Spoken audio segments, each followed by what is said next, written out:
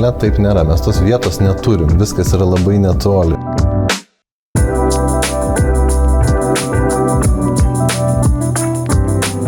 Lietuvos otorinolaringologų draugija pradeda laidų ciklą apie mūsų srities profesionalus. Šiandien aš pasišnekėsiu su gydytoju otorinolaringologu Ignu Karnu, kuris dirba galvos kaklo chirurgijos skyriuje, yra vienas vedantysis šios srities chirurgų, mano didelis draugas, labai mylimas kolega ir mes bandysime pakalbėti apie viską. Bandysime pakalbėti apie socialinius tinklus, kalbėsime apie mokymosi procesą šiuolaikinėje otorinolaringologijoje, kalbėsime apie iššūkius, su kuriais susiduria jauni gydytojai ir aš manau, kad šitie dalykai būtų įdomus ir jums. Pastaraisiais metais mes matome daug gydytojų, kurie yra pakankamai aktyvūs socialiniuose tinkluose. Yra kūriamas vizualiai patrauklus kontentas, bet aš šiandien labai norėčiau pakalbėti apie tikrasias chirurginės biografijas. Kaip tavo manymu, ar praktikuojantis chirurgas turėtų būti aktyvus socialinėje erdvėje? Anksčiau būčiau sakęs, kad tikrai nebūtinai. Arba ne, bet dabar tai aš manau, kad tikrai duoda daug pliusų.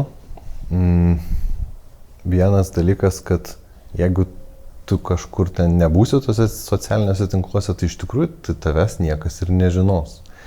Taip, tu gali būti ten gal ir visai neblogas chirurgas, daktaras, bet man atrodo, kad kai žmonės sužino, tai tada iš principo tikrai pas tave atsiranda ir daugiau pacientų ir iš kažkokių kitų miestų tada atsiranda tų pacientų.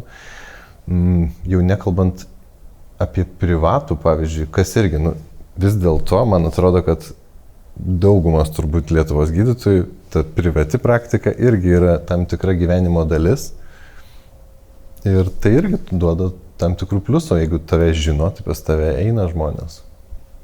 Aš to palinkėčiau tikrai būti labiau aktyviu. Ar turi kažkokių gerų pavyzdžių, kurie tau patinka? Užsienio? Iš gydytojų, kurie socialiniuose tinkluose, ne? Seku keletą gydytojų. Pavyzdžiui, visai man patiko, kaip įsitraukė turbūt plastikos chirurgas Darius Jauniškis, tai jis irgi dabar anksčiau nedėdavo ant to turinio visiškai, dabar tikrai gana aktyviai kelia turinį. Ir man atrodo, kad tai turbūt irgi duoda tam tikrų rezultatų, plus ir įdomu pasižiūrėti. Kartais ypač įdomu pasižiūrėti tuos gydytojus, kurie iš tikrųjų operuoja, kurie tikrai dirba ir tu žinai, kad, pavyzdžiui, jie tikrai yra profesionalai. Va tuos tikrai įdomu žiūrėti. Nes man atrodo, galbūt yra dalis ir kurie tiesiog, kurių pagrindinis darbas net nėra gal tiek orientuotas į tą ten jau mediciną, tą tokia sudėtingąją prasme, bet tikrai jie galbūt labiau darosi karjerą per socialinius tinklus. Tai ar tai yra reikalinga, nežinau. Jiems turbūt tai veikia. Bet man turbūt įdomiau sekti tuos, kurių čia net nėra tas nėra pagrindinė esmė, tas socialiniai tinklai. Vis tiek jie yra gydytojai, chirurgai, va tokius žmonės įdomu sekti. O kaip tada pacientą atskirti? Nes pacientą aš manau, kad labai yra sudėtinga atskirti.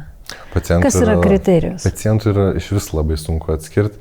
Ir aš taip turbūt jau nuo studijų laikų šitą supratau, kad turbūt jeigu tu nori žinot, ar tas kažkoks konkretus specialistas yra geras daktaras, turbūt dažniausiai net reikia klausti jo kolegų. Tada jie pasako geriausiai iš tikrųjų. Arba slaugytojo? Slaugytojos, kolegos, taip. Vien pacientai turbūt iš savęs kartais gali visokį tą įspūdį susidaryti. Ta prasme, tai bendravimas yra svarbu darbe ir socialinėse tinkluose, bet tu taip jau visiškai apie kaip žmogus operuoja, pavyzdžiui, tu tikrai negali suprasti iš to, kaip jisai bendrauja. Tik dalis matyti yra to. Tai ko klausti pacientų? Kiek atlikote operacijų? Rezultatai turbūt. irgi šitas irgi labai veikia. Ta prasme, vienas dalykas turbūt pa žmonės gal veikia socialiniai tinklai, padeda pritraukti pacientų, bet iš tikrųjų tie darbai, kuriuos tu padarai, jeigu tu vieną išgydai, kitą išgydai, gerai išoperavai, tai tada iš tikrųjų ir tie gydytojai, kurie siuntė tą pacientą, jie tau pradeda siūsti. Ir iš tikrųjų toks tas tinklas jis irgi susidaro. Tai ne vien gal viskas eina per reklamą ir manau, kad ypač jeigu tau siunčia kiti gydytojai, tai irgi turbūt rodo, kad tu kažką gerai darai. Visiškai tau pritariu. Kada tu apsisprendei specializuotis galvos ir kaklo srityje? Tai turbūt rezidentūrai. Mūsų rezidentūra ausų, nosies, gerklės. Ir iš tikrųjų tos galvos ir kaklo chirurgijos tai turbūt buvo gana mažai, bet kas iškart man visada buvo labai įdomu anatomija ir anatomijos turbūt tam kakle yra labai daug, veide kakle yra jos labai daug ir galbūt rezidentūros metais kažkaip nesakyčiau, kad ten mes labai daug to turėjom. Bet tada tu, pavyzdžiui, tu domiesi, tu skaitai, tu atsiverti tos kažkokius užsieniečių vadovėlius ir tu visą laiką randi ten tos skyrius ir tu matai, kaip ten viskas įdomu ir kad kažkaip gal reiktų ten eiti, nes pas mus tas buvimas ir tam Nacionaliniam vėžio institute per mūsų rezidentūrą jis buvo pakankamai trumpas ir tu ateini, tu pamatai, galbūt kažkiek ten susižavi iš principo, kokios tos operacijos daromos. Bet turbūt to yra mažai. Dabar jau ta rezidentūra pas mus irgi prailginta ir dabartiniai rezidentai iš tikrųjų čia praleidžia daug daugiau laiko, manau, daug daugiau pasiima visko ir turi tas gal ir didesnės galimybės. Tai aš manau, kad taip. Manau, kad rezidentūros metais važiuodamas kažkur į užsienį, skaitydamas, žiūrėdamas ir man kažkaip užkabina būtent šitą. Kaip atrodė tavo praktiškai kelias? Sakysime, baigei rezidentūrą, apsisprendėjai specializuotis galvos kaklo srityje. Kas toliau? Aš dar pasakyčiau gal taip, kad turbūt, kad visose čia specialybėse, rezidentūrose ir visiems gal nėra jau taip visiškai, kad tu kaip apsisprendai, tai tu taip ir padarysi. Visada man atrodo gaunasi taip, kad tu kartais eini ten, kur yra kažkokia vieta, tu eini ten, kur tave galbūt kviečia, nes tikrai ne visada, pavyzdžiui, tu gali norėti ten būti kokiu nors ten, nežinau, ausų chirurgu, bet jeigu jis, pavyzdžiui, yra ten vienas ar du per Vilnių ir daugiau gal jų ir nereikia, tai iš principo yra tada tikrai labai sudėtinga. Tas pats ir su kažkokiam kitom specialybėm, manau, kad tu truputį vis tiek žiūri, kur tu galėtum rasti tą vietą. Ir jeigu labai nori, jeigu esi labai motyvuotas, tai turbūt taip, bet dažniausiai tu truputį jau iškart gauni kažką tokio. Aš asmeniškai tai, aš dar rezidentūros metais man pasiūlė budėti Nacionaliniam vėžio institute. Ir tada aš jau pradėjau budėjimais čia dirbti, tai tas kelias jis toks buvo irgi palaipsnis. Tai taip nebuvo, kad aš ten tiesiog baigiau ir buvau nusprendęs ir žinojau, toks tu po biškį įsilieji į šitą ir žinai. Tai aš čia gal ir eisi. Aš tai aktyviai žinojau ir aš tau sukūriau tą, sakysime, gyvenimo planą, tai mano kitoks buvo. Bet aš manau, kad daugumai situacijų taip. Bet kartais, pavyzdžiui, aš irgi žinau, tokių ir būna pavyzdžių, kad tu aktyviai žinai ir taip toliau ir eini ir tu galbūt net labai daug ir laiko tam išeikvoji ir nebūtinai gausis geriau negu, pavyzdžiui, kur žmonės tavęs laukia. Darbas geras, yra daug darbo, nes kartais, pavyzdžiui, tas irgi svarbu, kad tu turėtum to darbo. Man su svaigimais šitas kelias buvo, aš visiškai jų nenorėjau. Man galvodėjau, mano čia yra pati siubingiausia specialybė, otoneurologija, nebeįdomu, pacientai tokie niūrūs, sudėtingi. Man tai buvo su otoneurologija ir aš manau, kad dvi tos situacijos ir su otoneurologija irgi gavosi neblogai, tai pritariu ir tam ir anam keliui. Ar gali pasakyti, kaip tavo nuomonė, ar mes po rezidentūros esame pasiruošę savarankiškam darbui? Kalbu apie chirurgiją. Taip čia irgi pasakyti, kad nesam visai pasiruošę, tai kaip ir nelabai turbūt gerai, bet nesam, manau, visiškai pilnai pasiruošę ir tai rodytų tas pavyzdys turbūt užsienio, ne? Kad mentoristė yra medicinos studijos, tada po jos yra rezidentūra ir po jos eina fellowship. Ir fellowship ir yra tie 2-3 metai, kurie yra tavo subspecializacijai. Ir kokioj ten Amerikoje tu tikrai kitaip net neįsivaizduotum. Tu jeigu nori būti galvos kaklo chirurgu, tai tu stoji į tą fellowship. Pas mus visi šitie dalykai yra įgyjami turbūt jau pradedant dirbti. Tai taip irgi, jeigu bendrai pasakius, taip nėra, kad daktaras baigia rezidentūrą, įsidarbina jau, jis dirbs čia savo toj subspecializacijai. Jis nėra vienas paliekamas ir ten jau daro. Ne, vis tiek yra vyresni kolegos, kurie šiaip gaunasi neoficialiai, jam daro tą fellowshipą. Jis vis tiek jį praeina, vis tiek jam reikia tų dar keletos metų, kol jisai išmoksta viską, nes taip jau vien per rezidentūrą turbūt tų sudėtingų subspecializacijų net ir neįmanoma išmokti. Net ir gal ir nereikia išmokti. Tik tai klausimas čia turbūt, ar mums reikia Lietuvoje to fellowship, ar nereikia. Ir aš apskritai globaliau norėčiau iš chirurgijos pasižiūrėti, ar kaip tavo manymu, ar mes turime skatinti tą subspecializaciją, ar, sakysim, kaip jūsų skyriuje, ar jūs specializuojate su kažkokiu vienu organu, ar mes turime būti labiau tokie plačios paskirties chirurgais, ar jūs specializuojatės? Manau, kažkiek specializuojamės, tai turbūt visą tą galvos kaklo chirurgija yra subspecializacija ir mes net ir turbūt ir tarpusavį dar truputį daugiau mažiau vienas vieną truputį. Kokios tavo mylimiausios operacijos? Mano mylimiausios operacijos tai yra skydliaukė, gerklos, turbūt pagrindinės šitos yra. Aš pažinočiau, ką aš patikėčiau savo veidinį nervą jūsų skyriuje. Aš visą laiką tą sakau. Ja. Gerai, tada truputį norėčiau sugrįžti prie rezidentūros. Ką padaryti, kad tave pastebėtų rezidentūroje, kad tau patikėtų operuotis? Nes tas žmogus, kuris tave mokins, vis tiek tu turi jam parodyti, kad tu esi suinteresuotas ir jisai turi būti suinteresuotas, kad tą daryti, nes tai yra darbas, kuris yra neapmokamas, tai yra darbas, kuris papildomai užtrunka ir ką padaryti jaunam gydytojui, kad tave pastebėtų?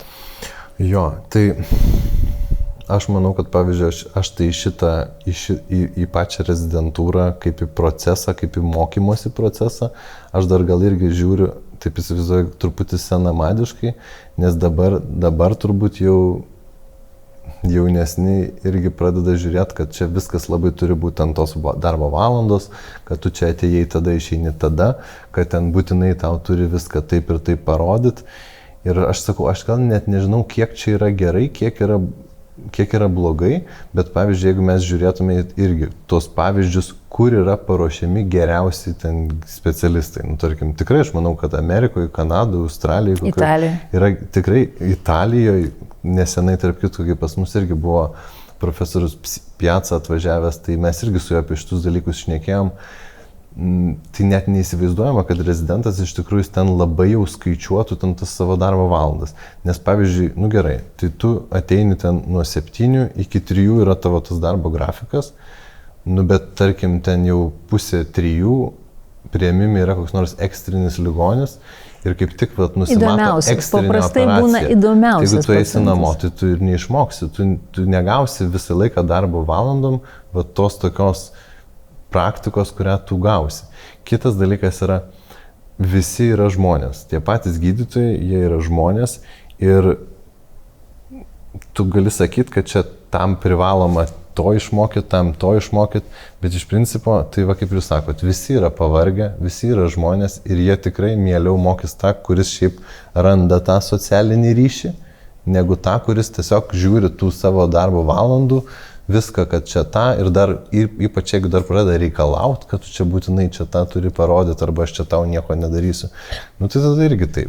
Tai aš gal žiūriu labiau kaip į tą rezidentūrą, tai yra procesas tu turi ją atbūt, kad tu išmoktum, maksimaliai pasimtum tiek, kiek tu gali iš jos, susikurtum savo tos ir socialinius kažkokius ryšius. Ir tikrai aš manau, kad jeigu tu eisi, pabūsi papildomas tas valandas, tave daugiau ko išmokys, tau pasiūlys daugiau ten tų kažkokių variantų darbo vietų ir tada tu jau, kai dirbsi, tada tu jau gali dirbti pagal tas savo darbo valandas. Bet taigi, jis nėra visam gyvenimui, čia yra mokymosi procesas. Ir turbūt, kad nuo 8 iki 3, tu nesutilpsi viską išmokti. Labai plati ta medicina yra. Mano pagrindinis mentorius Vokietijoje, Dresdene, profesorius Tomas Zanertas, kai aš atėjau pirmą kartą pas jį prašytis doktorantūros, chirurginės doktorantūros, jisai man pasakė ne. Nes atvažiavo kažkokia mergaitė, nori chirurgijos, ausų chirurgijos, jisai man pasakė ne. Mėnesį aš tam prabuvau, aš jam parašiau 2 straipsnius. Aš parodžiau, kad aš tikrai galiu dirbti laboratorijoje, kad aš imu visus nepabaigtus procesus, visus nepabaigtus darbus. Ir tada po mėnesio jis pasakė taip. Aš manau, kad reikėtų rodyti iniciatyvą, nes tikrai žmogus turi būti suinteresuotas. Tai yra, kaip tu sakai, normalus toksai socialinis gyvenimas ir tą suinteresuotumą mes turime aktyviai rodyti. Tai gerai, tai koks tavo gerai senamadiškas, aš irgi jaučiuosi senamadiška, kaip tavo manimų turėtų būti, atrodyti idealus mokymosi procesas tavo srityje, galvos kaklo? Idealus, čia tokio turbūt idealaus ir nebūtų. Sakysim, tau priimtinas, kaip tu galvotum?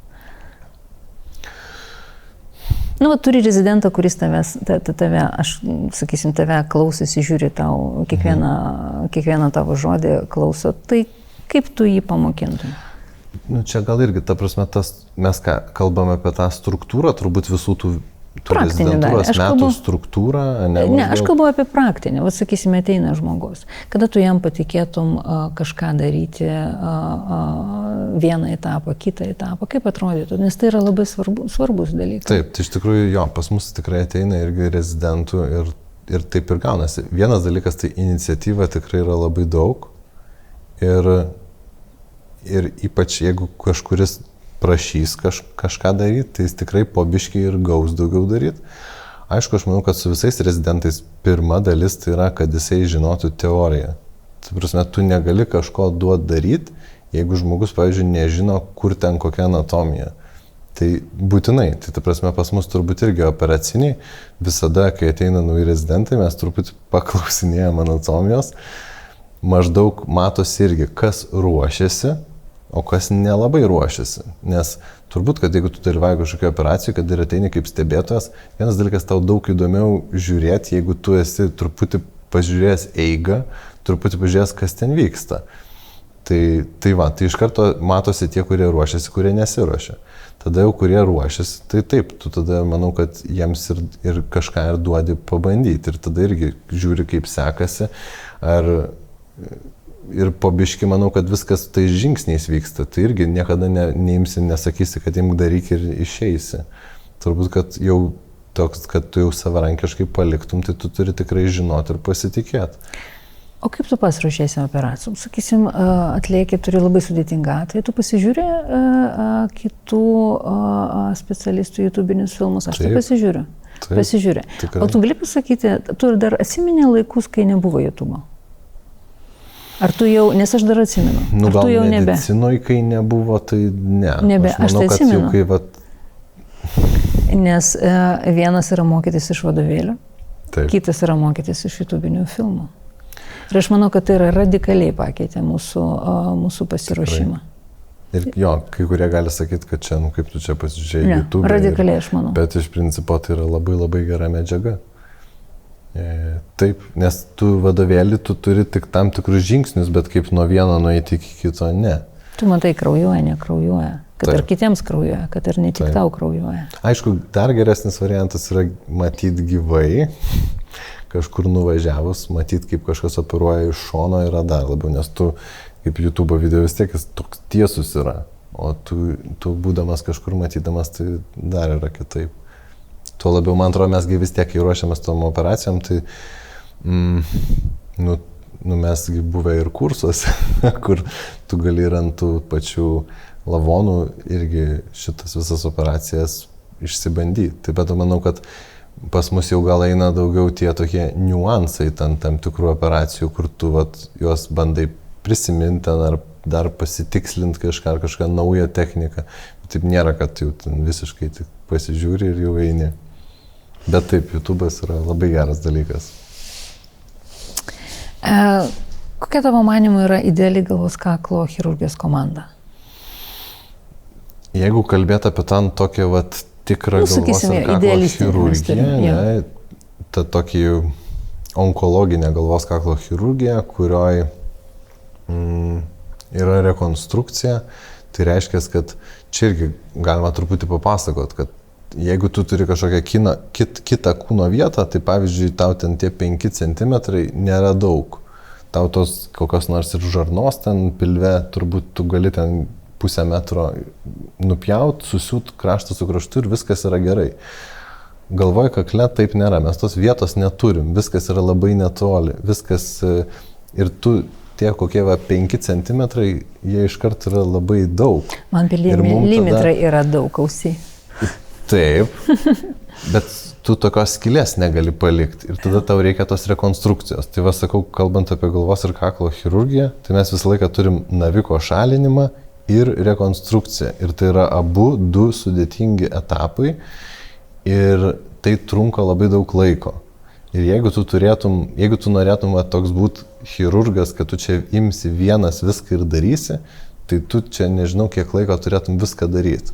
Dėl to tikrai ta komanda yra labai svarbi ir mes irgi einam kaip komanda, nes vienas šalina naviką, kitas jis tuo pačiu metu kelia tą lopą, ima lopą. Ir tada visi keičiasi, bet iš principo tai ta komanda dažnai yra 4-5 chirurgai. Galbūt jeigu tai būtų didelis centras su labai geru rezidentų paruošimu, kur mes tikrai turėtume tos rezidentus, kuriuos galėtume ir paruošti, ir pavyzdžiui, jau būtų vyresniai rezidentai, arba mes turėtume tokius savo rezidentus, kurie pas mus būna tikrai ilgesnį laiką ir su visko susipažįsta. Tai galbūt galėtų netgi būti, tarkim, 2 chirurgai, tai yra vienas, kuris operuoja, ar jam asistuoja jau tas rezidentas, tai 2 chirurgai, 2 rezidentai, visai gal ir būtų įmanomas variantas.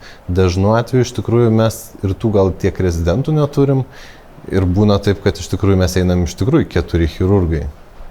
Arba 3 chirurgai, Bet pasikeičiant. Ar kiekvienas pasikeičia? Pasikeičiam, taip. Vieną kartą vienas daro vieną dalį, kitas kitą dalį. Bet iš principo ta komanda jinai vis tiek 4-5 žmonės turi būti. Gerai, dabar prie paciento. Kaip tu vertini pacientų srauto valdymą Lietuvoje? Ar šiuo metu pacientai patenka laiku? Ar nėra kažkokių kliučių patekti, sakysime, su įtariamu arba diagnozuotu galvos kaklo naviku? Ar tu matai tokių logistinių kažkokių problemų? Būtent apie galvos ir kaklo? Jo, kalbame dabar apie jūsų sritį. Manau, kad yra tam tikrų problemų. Tarp kitko, aš ir pats čia doktorantūros susiję gana glaudžiai su mano doktorantūros planuojamas tema, kur irgi nagrinėsim pacientų uždelsimą diagnostikos ir gydymo. Tai turbūt po kiek laiko aš galėčiau dar aiškiau truputį atsakyti, kur tas tikrasis uždelsimas įvyksta. Labai gerai. Bet jis iš principo gali būti tiek nuo paciento